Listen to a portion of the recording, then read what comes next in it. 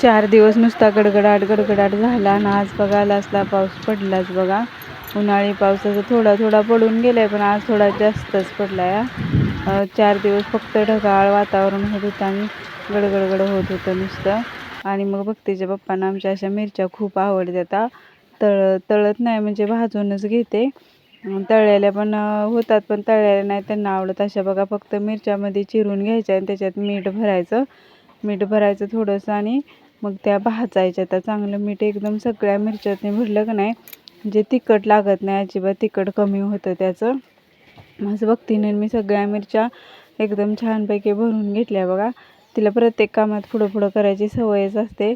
सगळं काम करत असते माझ्याबरोबर. तिला नको म्हटलं तरी तसंच करते. आणि मग सगळ्या मिरच्या भाजल्या बघा. थोडंसं मीठ राहिलेलं ते पण त्याच्यातच टाकलं आणि एकदम चांगल्या भाजून घ्यायच्या व्यवस्थित अशा. फक्त तव्यावर जाऊन त्या मिठामुळे ते खूप छान भाजल्या जातात बघा.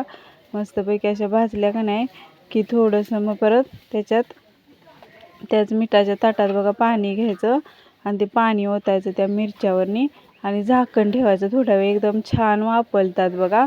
आणि जरासुद्धा तिखट लागत नाहीत आणि टेस्ट तर एवढी छान लागते काय विचारू नका. आणि मग थोडंसं तेल टाकायचं आणि अजून थोड्या परतायच्या. मग झाल्या बघा तयार अशा खायला. एकदम छान लागते. त्या भाकरीबरोबर तर खूप छान लागते. ते एकदा तुम्ही बनवून बघा, मस्तच होतील बघा.